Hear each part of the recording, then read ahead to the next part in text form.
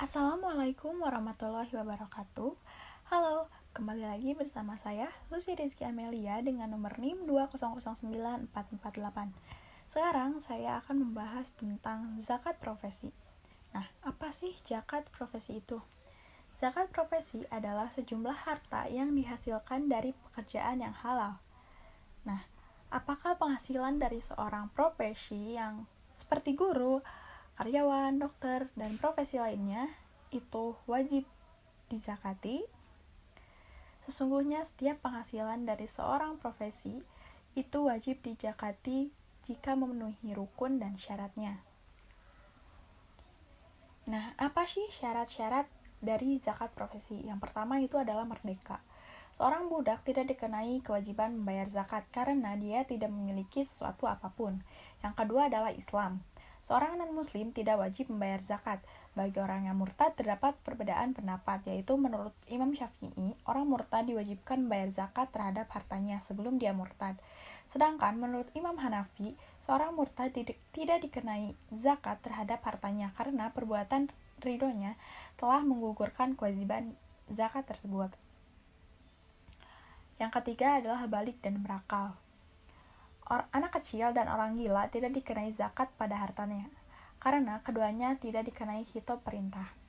Yang keempat, harta yang dimiliki merupakan harta yang memang wajib dizakati. Yang kelima, harta yang dimiliki telah mencapai nisab. Yang keenam, harta yang dimiliki adalah milik penuh. Harta tersebut berada di bawah kontrol dan di dalamnya kekuasaan miliknya, atau seperti menurut sebagian ulama bahwa harta itu berada di tangan pemiliknya. Di dalamnya tidak tersangkut dengan hak orang lain dan ia dapat menikmatinya. Yang selanjutnya adalah telah berjalan 1 tahun atau cukup haul. Haul adalah perputaran harta 1 nisab dalam 12 bulan komariah. Selanjutnya, tidak adanya hutang bagi yang punya harta. Selanjutnya, harta yang dimiliki melebihi kebutuhan dasar atau pokok. Lalu, harta yang dimiliki harus didapatkan dengan cara yang baik dan halal. Maksudnya, bahwa harta yang haram, baik substansi bendanya maupun cara mendapatkannya, jelas tidak dikenakan kewajiban zakat, karena Allah tidak akan menerimanya, kecuali yang baik dan halal. Selanjutnya adalah harta yang dimiliki dapat berkembang. Nah, berapa nisab dari zakat profesi dan kapan kita harus mengeluarkannya?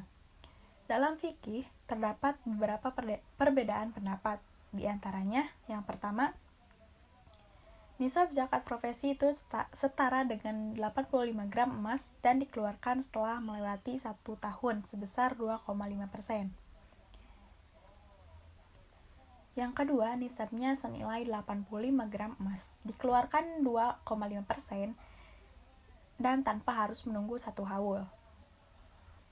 Yang keempat, nisabnya senilai 85 gram emas dikeluarkan setelah melewati 1 tahun sebesar 2,5%, tetapi diperkenankan untuk membayarnya sebelum 1 tahun.